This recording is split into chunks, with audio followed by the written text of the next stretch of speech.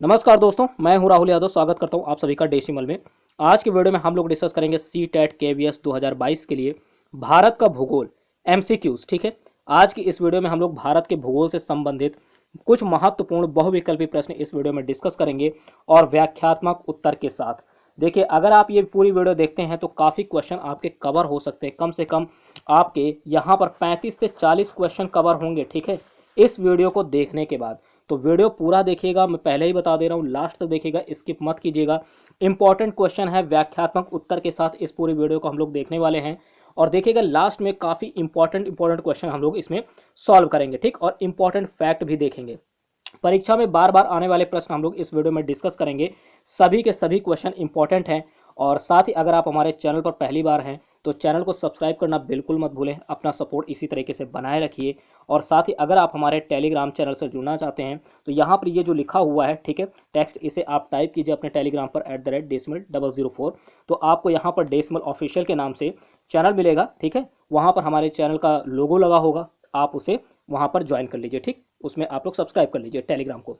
और साथ ही अगर कोई क्वेरी है तो आप ईमेल आईडी पर, इस ईमेल आईडी पर आप हमसे कोई भी क्वेश्चन हो आप पूछ सकते हैं या कमेंट बॉक्स में पूछ सकते हैं। ठीक है, तो आज की इस वीडियो को आप लोग पूरा देखिएगा। मैं फिर से बोल रहा हूँ, व्याख्यात्मक उत्तर के साथ इस पूरे वीडियो को हम लोग सॉल्व करेंगे, सभी बहुविकल्पी प्रश्न। ठीक है, और भारत के भूगोल से संबंधित है, सभी के सभी इंपॉर्टेंट क्वेश्चन हैं।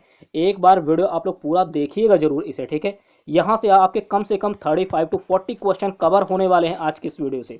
ठीक है, तो चलिए शुरू करते हैं आज की ये इंपॉर्टेंट वीडियो। और साथ ही प्लीज़ अपना सपोर्ट इसी तरीके से बनाए रखिए। अपने चैनल को सब्सक्राइब कर लीजिए अगर आपने अभी तक नहीं किया है तो। आपको हमारे चैनल पर सभी सब्जेक्ट के प्रीवियस ईयर क्वेश्चन पेपर और प्रैक्टिस सेट अवेलेबल हैं, तो जरूर आप लोग उसे वॉच कीजिए। ठीक है, भारत का भूगोल आज की वीडियो है। और साथ ही अगर आप सी टेट की तैयारी कर रहे हैं तो सभी सब्जेक्ट के मैराथन वीडियोज़ हमारे चैनल के प्लेलिस्ट में अवेलेबल हैं, सी टेट 2022 मैराथन के नाम से। ठीक, उन सभी की एक एक वीडियो अगर आप मात्र देख लेते हैं तो आपका सी टेट क्लियर हो जाएगा। और अगर आप केवीएस की तैयारी कर रहे हैं, ठीक है, और भूगोल के प्रश्न सॉल्व करना चाहते हैं तो ये वीडियो आपके लिए काफ़ी इंपॉर्टेंट है केवीएस के लिए। ठीक, तो चलिए शुरू करते हैं आज की ये इंपॉर्टेंट वीडियो। पहला है क्वेश्चन, पहला नोट कीजिए, निम्न में से किस राज्य से होकर कर्क रेखा नहीं गुजरती है। नोट कीजिएगा, इस तरीके के क्वेश्चन आते हैं ना कि नहीं होता है या नहीं है, बताइए कि निम्न में से किस राज्य से होकर कर्क रेखा नहीं गुजरती। तो देखिए, सबसे पहले आपको पता होना चाहिए कि कर्क रेखा कितने राज्यों से होकर गुजरती है। तो याद रखिएगा, 8 राज्यों से। कितने राज्यों से? 8 राज्यों से। अभी सभी के सभी 8 राज्यों को मैं बताऊंगा यहाँ पर। तो सबसे पहले ऑप्शन देखिए, ऑप्शन है गुजरात, बी है राजस्थान, सी है अरुणाचल प्रदेश और डी है मध्य प्रदेश। तो बताइएगा इनमें से राइट आंसर कौन सा होगा। ठीक, जहां से कर्क रेखा होकर नहीं गुजरती, इस क्वेश्चन का राइट आंसर होगा सी ऑप्शन आपका, अरुणाचल प्रदेश। क्या होगा? अरुणाचल प्रदेश से होकर के कर्क रेखा नहीं गुजरती है। ठीक, यानी ऊपर के दो, एक दो, और ये नीचे का लास्ट वाला। ठीक है, ये तीनों राज्यों से होकर के कर्क रेखा गुजरती है। मैंने बताया आपसे टोटल 8 जो है, 8 राज्यों से होकर के कर्क रेखा गुजरती है। अब 3 तो यहाँ पर हो गए, 5 और बचे हैं, उन्हें भी हम लोग यहाँ पर देखेंगे। लेकिन इस क्वेश्चन का राइट आंसर आपको पता रखना है कि नहीं गुजरती है कौन से। तो इनमें से राइट आंसर आपका सी ऑप्शन होगा, अरुणाचल प्रदेश। अरुणाचल प्रदेश इनमें से एक ऐसा आंसर है, मतलब ये आंसर होगा कि यहाँ से होकर के कर्क रेखा नहीं गुजरती। अब देखिएगा, जहाँ जहाँ से गुजरती है सभी के सभी यहाँ पर नोट है। ठीक, मैंने आपसे स्टार्टिंग में ही बताया कि व्याख्यात्मक उत्तर के साथ इस पूरी वीडियो को हम लोग सॉल्व करने वाले हैं। सभी के सभी एमसीक्यूज इंपॉर्टेंट हैं और करीब 35 से 40 क्वेश्चन इस वीडियो में हम लोग डिस्कस करने वाले हैं। तो देखिएगा, कर्क रेखा कितने राज्यों से होकर के गुजरती है। एक क्वेश्चन यहीं से आपका तैयार होता है कि 8 राज्यों से होकर के गुजरती है। ठीक है, और देखिए कौन कौन से हैं आपको याद कर लेना। गुजरात है पहला, दूसरा है राजस्थान, तीसरा है मध्य प्रदेश, चौथा है छत्तीसगढ़, पांचवा है झारखंड, छठा है बंगाल, पश्चिम बंगाल, सातवां है त्रिपुरा और आठवां है मिजोरम। हो गए ना 8। ठीक है, फिर से देखिएगा यहाँ पर कि गुजरात हो गया, ठीक, उसके बाद राजस्थान सेकंड नंबर हो गया, थर्ड है मध्य प्रदेश, फोर्थ है छत्तीसगढ़, फिफ्थ है झारखंड, सिक्स है पश्चिम बंगाल, सेवन्थ है त्रिपुरा और एट्थ है मिजोरम। ये 8 राज्य ऐसे हैं जहां से कर्क रेखा होकर के गुजरती है भारत में। ठीक है, भारत के 8 राज्यों से होकर के गुजरती है। तो याद रखिएगा, ठीक, इंपॉर्टेंट क्वेश्चन है कर्क रेखा।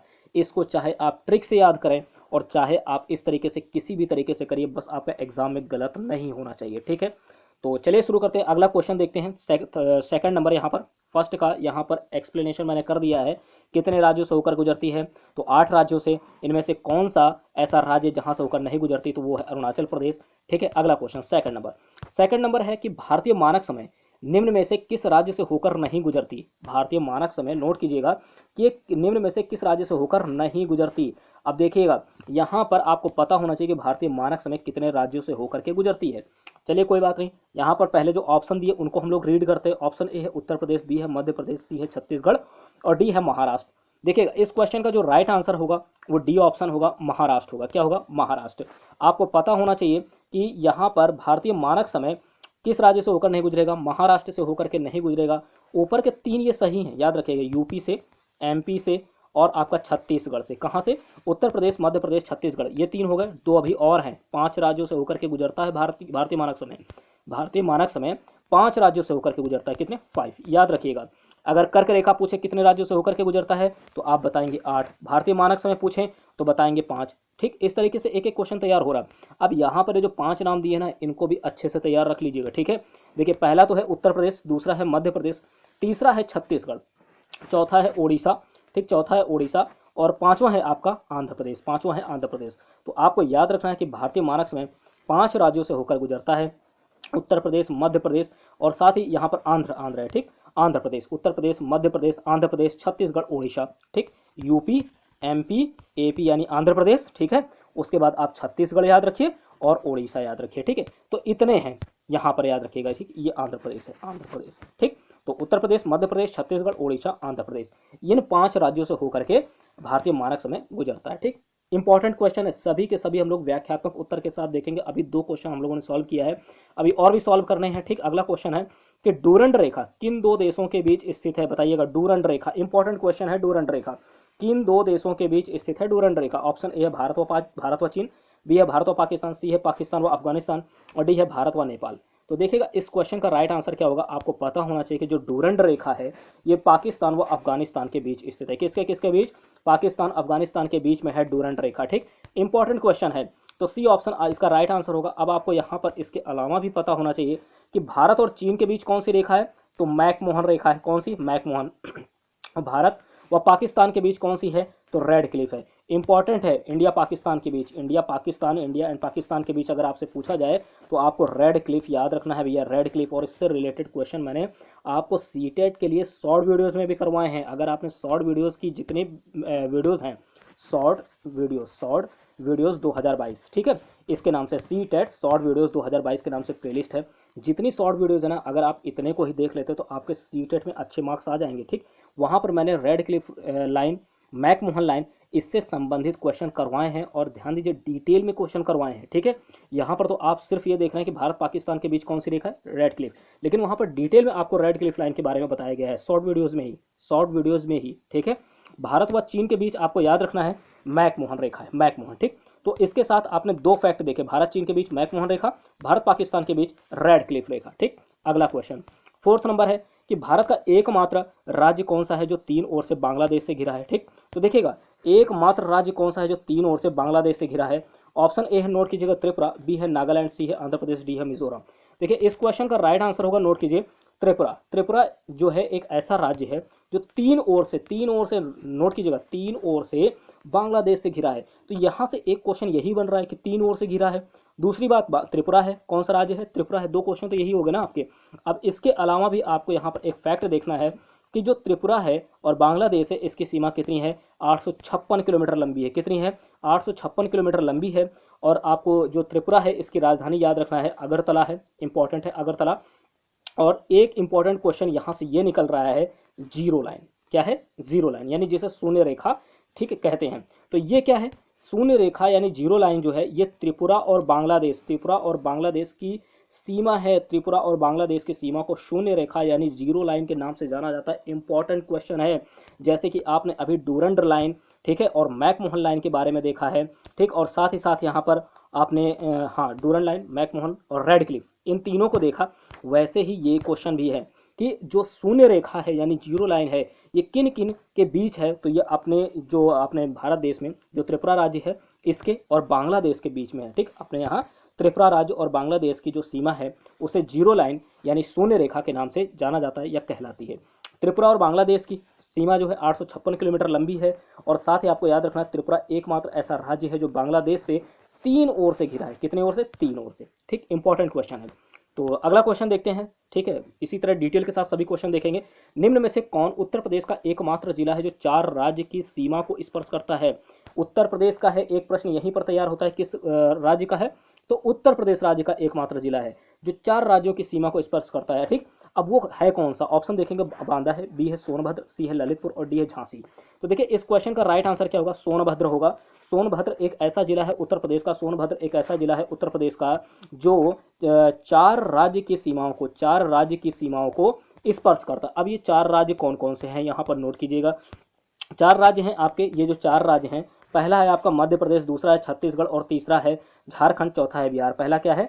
मध्य प्रदेश है, दूसरा है छत्तीसगढ़, तीसरा है झारखंड और चौथा है आपका बिहार। क्या है? बिहार। ये 4 हैं, ठीक। मध्य प्रदेश, छत्तीसगढ़, झारखंड, बिहार। इंपॉर्टेंट है, इन 4 राज्यों की सीमा को स्पर्श करता है कौन अकेला? सोनभद्र। सोनभद्र जो कि किस राज्य में है? यूपी का जिला है। कहाँ का है? उत्तर प्रदेश का जिला है, ठीक। ठीक, अगला क्वेश्चन देखते हैं। तो इसमें आपको इतना फैक्ट याद रखना है। अब एक क्वेश्चन यहीं से तैयार हो गया, 4 राज्य हैं, तो उन 4 राज्यों में से बताइए, आपसे प्रश्न पूछ लीजिएगा कौन कौन इनमें से कौन सा नहीं है। तो आपको 4 पहले पता तो होने चाहिए कौन से हैं। मध्य प्रदेश है, छत्तीसगढ़ है, झारखंड है, बिहार है। अब इनमें से 3 होंगे, एक नहीं होगा, तो वही आपका राइट आंसर हो जाएगा। लेकिन आपको अगर डिटेल में नहीं पता है तो आपको रट्टा मारने से हमेशा सारे क्वेश्चन नहीं सॉल्व होंगे, उससे रिलेटेड कुछ इंपॉर्टेंट फैक्ट आपको देखने होंगे, ठीक है। तो इसी तरीके से देखते रहिए, सभी क्वेश्चन क्लियर हो जाएंगे, ठीक। अगला क्वेश्चन देख रहे हैं। अगला है, निम्न में से कौन राज्य नागालैंड के सीमावर्ती राज्य है? नागालैंड के सीमावर्ती राज्य है। Option A Arunachal Pradesh, B है असम, सी है मणिपुर और डी है उपर्युक्त सभी। तो देखिएगा, नागालैंड के सीमावर्ती राज्य आपको बताना है, ठीक। नागालैंड के सीमावर्ती राज्य, ऑप्शन ए, बी, सी, ये तीनों सही हैं। तो इस हिसाब से आपका राइट आंसर क्या बनेगा? उपर्युक्त सभी। डी ऑप्शन आपका राइट आंसर होगा। आपको याद रखना है कि नागालैंड का सीमावर्ती राज्य अरुणाचल प्रदेश भी है, असम भी है, मणिपुर भी है। तो इसलिए क्या जाएगा राइट आंसर? उपर्युक्त सभी। क्या होगा? उपर्युक्त सभी। अगर आप मैप में देखेंगे तो ये सभी है, और अरुणाचल प्रदेश भी है, असम भी है और मणिपुर भी है। तो इस क्वेश्चन का राइट आंसर क्या होगा? डी ऑप्शन, ठीक। अगला क्वेश्चन 7th नंबर है कि 10 डिग्री चैनल स्थित है, 10 डिग्री चैनल स्थित है किस किस के बीच? ऑप्शन है लक्षद्वीप व मालाबार तट के बीच, बी अंडमान व निकोबार के मध्य, मालदीव व मिनिकॉय के बीच और तमिलनाडु व श्रीलंका के बीच। तो देखिए इस क्वेश्चन का राइट आंसर क्या होगा? इसका होगा अंडमान व निकोबार के मध्य है 10 डिग्री चैनल। ये जो 10 डिग्री चैनल है ये अंडमान व निकोबार के मध्य स्थित है, ठीक है। अब देखिएगा, इससे रिलेटेड कुछ इंपॉर्टेंट फैक्ट आपको और याद रखने हैं। जैसे कि 10 डिग्री चैनल की बात की गई है, तो आपको 8 डिग्री भी पता होना चाहिए और 9 भी पता होना चाहिए, ठीक है। तो देखिए 8 डिग्री चैनल जो है ये मालदीव और मिनिकॉय के बीच है। किसके किसके बीच? मालदीव, मिनिकॉय, मालदीव, मिनिकॉय दोनों, ठीक। और 9 डिग्री चैनल जो है ये लक्षद्वीप और मिनिकॉय के बीच है। किसके किसके बीच है? लक्षद्वीप और मिनिकॉय के बीच। तो अगर आपसे प्रश्न पूछा जाए कि मालदीव और मिनिकॉय के बीच कितने डिग्री चैनल है, तो आप बताएंगे 8 डिग्री चैनल। एक प्रश्न ऐसे तैयार हो रहा, और दूसरा 8 डिग्री चैनल किन किन के बीच है? तो मालदीव और मिनिकॉय के बीच। और आपसे पूछा जाए लक्षद्वीप और मिनिकॉय के बीच कौन सा चैनल है, तो 9 डिग्री चैनल है। और यह प्रश्न पूछा जाए 9 डिग्री चैनल के किन किन के बीच है, तो लक्षद्वीप और मिनिकॉय के बीच है, ठीक। तो इसी तरीके से आपको क्वेश्चन हर तरीके से तैयार रखना है, ठीक। तो 8 डिग्री चैनल, 9 डिग्री चैनल, और यहाँ पर आपने देखा 10 डिग्री चैनल। कितना? 10 डिग्री चैनल, जो कि अंडमान व निकोबार के मध्य है, ठीक। अगला क्वेश्चन देखते हैं। 8th नंबर, निम्न में से कौन सा एक राज्य है जो पूर्वोत्तर भारत के 7 राज्यों में शामिल नहीं है? पूर्वोत्तर राज्य के 7 राज्यों में। अब आपको यह पता होना चाहिए कि पूर्वोत्तर भारत में कितने राज्य, ये जो पूर्वोत्तर भारत के पूर्वोत्तर में कितने राज्य शामिल किए गए हैं? ये 7 राज्य हैं। और कौन सा शामिल नहीं है पूर्वोत्तर राज्य में? तो यहाँ पर आपको देखिएगा, ऑप्शन ए असम, बी है अरुणाचल प्रदेश, सी है मणिपुर और डी है आंध्र प्रदेश। तो देखिए इस क्वेश्चन का राइट आंसर क्या होगा? डी ऑप्शन होगा, आंध्र प्रदेश। ये पूर्वोत्तर भारत के 7 राज्यों में शामिल नहीं है। अब आपको पता होना चाहिए, ऊपर के ये 3 तो हैं, कौन कौन से? असम है, अरुणाचल प्रदेश, मणिपुर है, लेकिन आंध्र प्रदेश नहीं है। तो राइट आंसर तो आपका डी जाएगा। लेकिन अब आपको ये जो 7 राज्य है ना, इनके बारे में पूरा पता होना चाहिए, ठीक। तो देखिएगा 7 राज्य कौन कौन से हैं, यहाँ पर सब कुछ डिटेल में है कि पूर्वोत्तर भारत के जो 7 राज्य हैं, ठीक। पहली बात तो ये 7 राज्य हैं, एक क्वेश्चन यहीं से बनता है। दूसरी बात, पहला क्या है? असम है, ठीक। यहाँ से इसको हटा देते पहले। इसका पहला है असम आपका, दूसरा है अरुणाचल प्रदेश, तीसरा है मणिपुर, चौथा है मेघालय, पांचवा है मिजोरम, छठा है नागालैंड, सातवां है त्रिपुरा, ठीक। तो ये आपके 7 राज्य हो गए, ठीक। पूर्वोत्तर भारत के 7 राज्य हो गए। कौन सा? असम, अरुणाचल प्रदेश, मणिपुर, ठीक है, मेघालय, मिजोरम, नागालैंड, त्रिपुरा। अब यहाँ पर देखिए एक ट्रिक लिखी है, ठीक। हो सकता है ये ट्रिक आपको पसंद आए ना आए, ठीक है, वो अलग बात है। अगर आपको पसंद आती तो ठीक है, इसको फॉलो कीजिएगा, नहीं पसंद आती तो मत अपने हिसाब से देख लीजिएगा। तो यहाँ पर जैसे कि 2A लिखा है, 2A लिखा है, 3M लिखा है और NT लिखा है। अब इसका मतलब क्या है? तो देखिएगा 2A 3M NT। तो पहले हमने लिखा 2A, 2A लिख लिया। 2A मतलब यहाँ पर 2 बार ए, तो पहले वाले ए से ले लीजिएगा असम, क्या ले लीजिएगा, असम ले लीजिएगा, ठीक। और दूसरे वाले ए से क्या ले लेंगे आप, अरुणाचल प्रदेश, क्या ले लेंगे, अरुणाचल प्रदेश, या इंग्लिश में लिख लीजिए अरुणाचल प्रदेश, ठीक। दूसरे वाले को अरुणाचल प्रदेश, समझ गए ना आप। 2A का मतलब पहले ए से आपका आ जाएगा असम और दूसरे ए से हो जाएगा अरुणाचल प्रदेश, समझ गए। अगला फिर देखेंगे 3M की बात कर रहे हैं, 3M तो देखिएगा 3M, ठीक, यहाँ पर लिखा 3M, तो ये देखिए 1 2 और ये बीच का 3, तो ये पहले वाले एम से ले लीजिएगा, पहले वाले से ले लीजिए मणिपुर, क्या, मणिपुर ले लिया। दूसरे वाले से मेघालय ले लीजिए और तीसरे वाले से मिजोरम ले लीजिए, कौन सा, मिजोरम ले लीजिए। 3 हो गए ना, ठीक। 3M आपका मणिपुर, मेघालय और मिजोरम।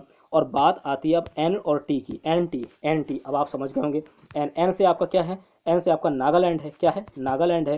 और टी से आपका क्या है, टी से त्रिपुरा है, सिंपल सा है, टी से त्रिपुरा है, ठीक। तो सभी के सभी इसी तरीके से आपको बना लेना, सिंपल सा है। 2A 3M NT अगर आपको पसंद आता है तो ठीक, नहीं पसंद आता तो आप अपने हिसाब से कर सकते हैं, कोई इसमें जोर जबरदस्ती वाली बात नहीं है, ठीक है। तो ये एक छोटी सी ट्रिक है, ठीक, ऐसे ही बना दी। तो अगर आपको ये पसंद आती है तो ठीक है, नहीं पसंद आती तो आप अपने अकॉर्डिंग जैसा भी आप याद कर सके, कुल मिलाकर के आपको याद होना चाहिए, ठीक। ट्रिक व्रिक से कोई मतलब नहीं है कि ट्रिक है तभी आप याद करेंगे, नहीं, आपको याद तो भाई करना ही पड़ेगा एग्जाम में क्वालिफाई करने के लिए, ठीक। तो आपको याद करना है, आप अपने हिसाब से याद कर लीजिए। 7 राज्य हैं, असम, अरुणाचल प्रदेश, मणिपुर, मेघालय, मिजोरम, नागालैंड और त्रिपुरा, ठीक। अगला क्वेश्चन देखते हैं। अगला क्वेश्चन है 9th नंबर कि माउंट एवरेस्ट को निम्न में से किस देश में सागर माथा के नाम से जाना जाता है, कौन सा ऐसा देश है जहां पर सागर माथा के नाम से जाना जाता है। ऑप्शन ए है नेपाल, बी है भूटान, सी है चीन, डी है म्यांमार। तो देखिए इस क्वेश्चन का राइट आंसर होगा जो सागर माथा के नाम से जाना जाता है। अभी आपको सागर माथा का मतलब क्या है ये इसका भी अर्थ बताऊंगा, ठीक। और माउंट एवरेस्ट को और क्या किस नाम से किस देश में जाना जाता है, इससे भी रिलेटेड एक दो फैक्ट मैं बताऊंगा आपको। तो देखिए सागर, ये पहली बात तो ये है कि किस देश में सागर माथा के नाम से जाना जाता है, इस क्वेश्चन का राइट आंसर होगा नेपाल, नेपाल में, ठीक है।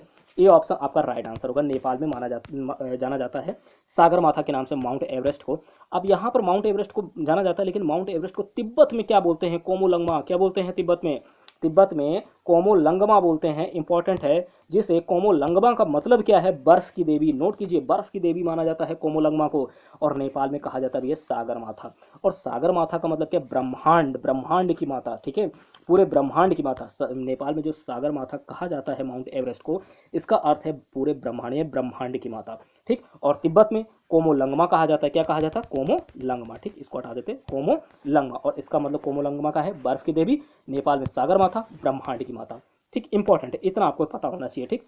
अगला क्वेश्चन है कि हिमालय पर्वत कितने देशों की सीमाओं से संबद्ध है, कितने देशों की सीमाओं से संबद्ध है। ऑप्शन ए है 4, बी है 5, सी है 6 और डी है 7। तो देखिए इस क्वेश्चन का राइट आंसर होगा सी ऑप्शन 6। हिमालय पर्वत कितने देशों की सीमाओं से संबद्ध है, तो 6 देशों की सीमाओं से संबद्ध है, 6 देशों की, ठीक। अब ये 6 देश कौन कौन से हैं, नोट कीजिए। पहला है भारत, ठीक, दूसरा है नेपाल, तीसरा है भूटान, चौथा है तिब्बत जो कि चीन में, ठीक, और पांचवा है अफगानिस्तान, छठा है आपका पाकिस्तान, ठीक। ये टोटल 6 हैं, भारत, नेपाल, भूटान, तिब्बत, अफगानिस्तान और पाकिस्तान, इतने देशों में, ठीक है, इसका विस्तार संबद्ध है, इतने देशों से संबद्ध है, टोटल 6। और अगर आपसे पूछा जाए कि भारत में कितने राज्यों तक इसका विस्तार है, तो आप 12 राज्यों तक बताएंगे, कितने राज्यों तक, 12 राज्यों तक भारत में बताएंगे इसका विस्तार है। और अगर पूरे विश्व की बात करें, ठीक है, कि मतलब कितने देशों से संबद्ध है इसका, ये आप किसकी बात कर रहे हैं, हिमालय पर्वत की, ठीक है। तो ये बताइएंगे, इसको आप बताएंगे कि भारत नेपाल 6 हैं, 6 हैं, कौन कौन सा, पहला भारत, दूसरा नेपाल, तीसरा भूटान, चौथा तिब्बत, पांचवा अफगानिस्तान, छठा पाकिस्तान, ठीक। अगला क्वेश्चन कि गोंडवाना लैंड सब गोंड जनजाति के नाम पर पड़ा है, यह जनजाति किन किन राज्यों में पाई जाती है। तो बात करें गोंडवाना लैंड सब, ये किसके, गोंड जनजाति के नाम पर पड़ा है और यह जनजाति किन किन राज्यों में पाई जाती है। ऑप्शन ए है महाराष्ट्र, बी है मध्य प्रदेश, सी है आंध्र प्रदेश और डी है उपर्युक्त सभी। तो देखिए इस क्वेश्चन का राइट आंसर होगा डी ऑप्शन, उपर्युक्त सभी होगा। महाराष्ट्र, मध्य प्रदेश और आंध्र प्रदेश, महाराष्ट्र, मध्य प्रदेश और आंध्र प्रदेश, इन तीनों राज्यों में ये गोंडवाना लैंड शब्द यानी जो गोंड जनजाति के नाम पर पड़ा है, यह जनजाति पाई जाती है। कौन सी, गोंड जनजाति महाराष्ट्र, मध्य प्रदेश, आंध्र प्रदेश में पाई जाती है, इन तीनों राज्यों में। इंपॉर्टेंट है क्वेश्चन, ठीक। तो डी ऑप्शन इसका राइट आंसर होगा। अगला क्वेश्चन देखिएगा, अगला है 12 नंबर, निम्न में से किस घाटी को बासपा घाटी के नाम से जाना जाता है। बासपा इंपॉर्टेंट है, ठीक है। मतलब कि कोई भी आपसे घाटी दे देंगे, अगर उसका कोई दूसरा नाम है तो वो भी आपसे पूछा जा सकता है। तो बासपा घाटी निम्न में से किस घाटी को कहा जाता है, या और किस घाटी का नाम है बासपा घाटी, आपको इस प्रश्न में पूछा जा रहा है। ऑप्शन ए है सांगला घाटी, बी है लाहुल घाटी, सी है पांगे घाटी और डी है मानला घाटी। तो इस क्वेश्चन का राइट आंसर नोट कीजिए भैया, ए ऑप्शन होगा सांगला घाटी। क्या होगा, सांगला घाटी को सांगला घाटी को बास्पा घाटी के नाम से जाना जाता है। ठीक, इंपॉर्टेंट क्वेश्चन ए ऑप्शन। अब आपको देखिएगा यहाँ पर अगला प्रश्न है कि खासी पहाड़ी श्रेणी किस राज्य में स्थित है। खासी पहाड़ी श्रेणी किस राज्य में स्थित है, तो इंपॉर्टेंट है ये श्रेणी खासी पहाड़ी। ऑप्शन ए है महाराष्ट्र, बी है मणिपुर, सी है मेघालय और डी है मिजोरम। तो खासी पहाड़ी श्रेणी किस राज्य में स्थित है, आपको पता होना चाहिए। सी ऑप्शन इसका राइट आंसर होगा, मेघालय में है। कहाँ पर है, मेघालय में है खासी पहाड़ी श्रेणी। ठीक, अब आपको इससे रिलेटेड यहाँ पर कुछ फैक्ट हैं, तो देखिएगा सतपुड़ा श्रेणी अगर पूछी जाए तो ये छत्तीसगढ़। सह्याद्री श्रेणी ये महाराष्ट्र में स्थित है। किस राज्य में, महाराष्ट्र में। अगर आपसे सतपुड़ा श्रेणी पूछा जाए किस राज्य में स्थित है तो आप बताएंगे छत्तीसगढ़, इंपॉर्टेंट है। सह्याद्री श्रेणी पूछे किस राज्य में स्थित है, महाराष्ट्र।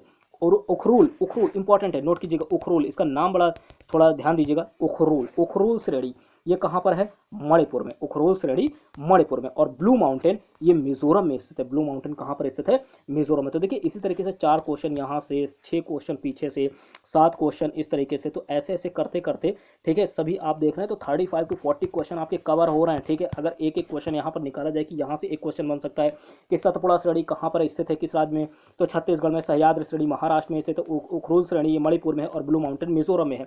तो 4 प्रश्न ऐसे ही हैं। तो मतलब कुल मिलाकर के मेरा कहने का मतलब यही था कि 35 से 40 क्वेश्चन का मतलब ये है कि हर एक फैक्ट से अगर एक एक क्वेश्चन निकल सकता है तो इतने लगभग हो सकते हैं। ठीक है, आगे देखते हैं। अगला है कि सैडल पीक स्थित है, कहां पर स्थित है आपको बताना है। सैडल पीक ऑप्शन ए है दक्षिणी अंडमान, बी है ग्रेट निकोबार, ठीक है ग्रेट निकोबार, और सी है मध्य अंडमान और डी है उत्तरी अंडमान। तो देखिएगा सैडल पीक कहाँ स्थित है, इसका राइट आंसर डी ऑप्शन होगा। सैडल पीक उत्तरी अंडमान में स्थित है। कहाँ पर है, उत्तरी अंडमान में सैडल पीक स्थित है। इंपॉर्टेंट है, उत्तरी अंडमान में सैडल पीक है। अब इसमें आपको देखना है कि अंडमान व निकोबार के पर्वत शिखर, यहाँ पर एक हेडिंग है ये कि अंडमान व निकोबार के पर्वत शिखर कौन कौन से हैं। नोट कीजिए, पहला है माउंट डियोवेली, ये कहाँ पर स्थित है, उत्तरी अंडमान में। माउंट डियोवेली उत्तरी अंडमान याद रखिएगा। माउंट कोयोबो जब कहे तो दक्षिणी अंडमान, कोयोबो दक्षिणी अंडमान। ठीक, माउंट हैरियट ये दक्षिणी अंडमान। दोनों ही माउंट कोयोबो और हैरियट, कोयोबो हैरियट ये दोनों दक्षिणी अंडमान, आपको याद रखना। कोयोबो और हैरियट ये दोनों ही दक्षिणी अंडमान। ठीक, आगे देखेंगे माउंट थुलियर कहाँ पर है, माउंट थुलियर ये ग्रेट निकोबार में स्थित है। कहाँ पर स्थित है, ग्रेट निकोबार में। तो डियोवेली उत्तरी अंडमान में, कोयोबो दक्षिणी अंडमान में, हैरियट यानी माउंट हैरियट, समय माउंट लगा लीजिएगा, ये दक्षिणी अंडमान में, और माउंट थुलियर ये ग्रेट निकोबार में। तो ये सभी स्थित है। ठीक, आपको पता होना चाहिए। ठीक, तो सैडल पीक याद रखिएगा उत्तरी अंडमान। कहाँ पर होगा सैडल पीक, उत्तरी अंडमान में। ठीक, तो इसी तरीके से आपको 4-4, 5-5 पॉइंट जो आप शुरू से अब तक देखते आए हैं ना, सब मिला करके आपके 35 से 40 क्वेश्चन बन जाएंगे। ठीक, अगला क्वेश्चन है सिंधु सागर दोआब किन 2 नदियों के बीच स्थित है। सिंधु सागर दोआब की बात कर रहे हैं। सिंधु सागर दोआब ऑप्शन है सिंधु झेलम सिंधु के बीच, बी है ब्यास रावी के बीच, सी है ब्यास सतलज के बीच और डी है चेनाब झेलम के बीच। तो बताइएगा सिंधु सागर दोआब किन 2 नदियों के बीच स्थित है। तो देखिए इस क्वेश्चन का राइट आंसर आपका होगा ए ऑप्शन। क्या होगा, ए ऑप्शन आपका राइट आंसर होगा। सिंधु सागर दोआब ये जो है झेलम सिंधु के बीच स्थित है। किस किस के बीच, झेलम सिंधु के बीच, झेलम सिंधु के बीच। ठीक है, तो देखिए यहाँ पर झेलम सिंधु के बीच तो है। ठीक, आपको यहाँ पर कुछ फैक्ट भी दिए हैं कि पंचनद द्वारा निर्मित पंचदोआब, पंचनद द्वारा निर्मित पंचदोआब। ठीक है, तो देखिएगा यहाँ पर कौन कौन से हैं। बारी दोआब ये किस किस के बीच है, तो बारी दोआब है ब्यास सतलज के बीच। किसके बीच, ब्यास सतलज के बीच है बारी दोआब। इंपॉर्टेंट है, एक नंबर आपका यहाँ से तैयार हुआ। रचना दोआब किन 2 नदियों के बीच स्थित है, तो रावी चेनाब के बीच स्थित है। दूसरा नंबर यहाँ से तैयार हुआ एक क्वेश्चन। चाज दोआब किन 2 नदियों के बीच स्थित है, चेनाब व झेलम के बीच स्थित है। सिंधु सागर दोआब झेलम सिंधु के बीच स्थित है। और विष्ट दोआब ये ब्यास और सतलज के बीच स्थित है ना। 5, तीसरा ये हो गया, चौथा ये और 5वां नीचे हो गया। तो ये 5 जो है पंचनद द्वारा निर्मित पंचदोआब है, पंचनद द्वारा निर्मित पंचदोआब है। इंपॉर्टेंट है भैया। ठीक है, इस तरीके के क्वेश्चन जो है आपके सी टेट में और केवीएस में, सी टेट में और केवीएस में पूछे जाते हैं। सभी का मैंने आपको यहाँ पर डिटेल में व्याख्यात्मक उत्तर के साथ आपको बताने की पूरी कोशिश की है। ठीक है, तो सभी के मैंने क्वेश्चन आपके करवा दिए। आपका ये इंपॉर्टेंट है, इसका सबका स्क्रीनशॉट आप जरूर ले लेना। रोक रोक के आप बीच में पॉज करके आप लोग इसका स्क्रीनशॉट जरूर ले लेना। तो यहाँ पर याद रखिएगा बारी दोआब ब्यास सतलज के बीच, रचना दोआब रावी चेनाब के बीच, चाज दोआब चेनाब झेलम के बीच, सिंधु सागर दोआब झेलम सिंधु के बीच और विष्ट दोआब व्यास सतलज के बीच। तो सभी इंपॉर्टेंट है। ठीक, यहाँ पर देखिएगा बारी और वेस्ट, बारी और वेस्ट यहाँ पर 2 हैं, बारी और ये जो वेस्ट है ना, ये दोनों ही ब्यास सतलज के बीच। ये तो ऐसे ही रट गया। ठीक है, इसको अगर आप याद करना चाहें तो पहला बारी दोआब और वेस्ट दोआब दोनों ही व्यास सतलज के बीच है। और आप देखेंगे सिंधु सागर वाला तो ये आपने को ये याद ही हो गया होगा, झेलम सिंधु के बीच। ठीक। रही बात इन दोनों की, तो रचना दो आप रावी चेनाब और चार्ज दो आप चेनाब झेलम। ठीक। तो ये सभी के सभी क्वेश्चन हम लोगों ने 15 क्वेश्चन आपने सॉल्व किए। कितने क्वेश्चन यहाँ पर 15 क्वेश्चन, लेकिन ये 15 क्वेश्चन आपके 35 टू 40 क्वेश्चन के बराबर हैं। ठीक है। अगर आपने सभी के व्याख्यात्मक उत्तर यहाँ पर ध्यान से देखे हैं, सबका स्क्रीनशॉट लिया है और अपने नोट्स में मेंटेन कर रहे हैं, तो आपके 35 से 40 क्वेश्चन यहाँ से कवर हो जाएंगे। और अगर इतना आपको क्लियर रहता है तो इसी तरीके से क्वेश्चन अभी आपको और भी मैं उपलब्ध करवाऊंगा और भी अवेलेबल करवाऊंगा वीडियोस के माध्यम से। तो आप लोग बस अपना जो है सपोर्ट बनाए रखने के लिए आप हमारे चैनल को सब्सक्राइब कर लीजिए। ठीक है। बेल आइकन को प्रेस कर लीजिए। अपना सपोर्ट इसी तरीके से बनाए रखिए। आप लोगों का सपोर्ट इंपॉर्टेंट है, काफ़ी सपोर्ट किया है आप लोगों ने, तो इसी तरीके से सपोर्ट करते रहिए। ठीक है। तो जितना हो सके वीडियो को लाइक करिए और साथ ही शेयर कीजिए, क्योंकि शेयर करना इंपॉर्टेंट है। अगर आप शेयर करते हैं तो अगर किसी को ज़रूरत है इस वीडियो की, हो सकता है किसी का इससे भला हो जाए, तो आप लोग ज़रूर कीजिए। ठीक। तो यहाँ पर 15 क्वेश्चन में जितने आपके सही हुए हैं कमेंट बॉक्स में कमेंट कीजिए। अगर नहीं कमेंट करते तो भी चलेगा, लेकिन आप ईमानदारी से इसके नोट्स बनाइएगा। ठीक है। ईमानदारी से आप नोट्स बनाइएगा। भारत के भूगोल का इंपॉर्टेंट सभी क्वेश्चन लिए गए हैं और इसी तरीके के क्वेश्चन आपको अभी और भी प्रोवाइड करूंगा। आपके सिर्फ भूगोल से ही नहीं, जितने भी आपके सब्जेक्ट हैं केवीएस के और आपके सीटेट के, ठीक है, सभी के मैं उपलब्ध करवाऊंगा। बस आप लोग अपना साथ इसी तरीके से बनाए रखें, चैनल को सब्सक्राइब कर लें। ठीक है। जितना हो सके वीडियो को शेयर करें। तो वीडियो आप लोगों को कैसे लगी कमेंट बॉक्स में आप इसे बता सकते हैं। ठीक है।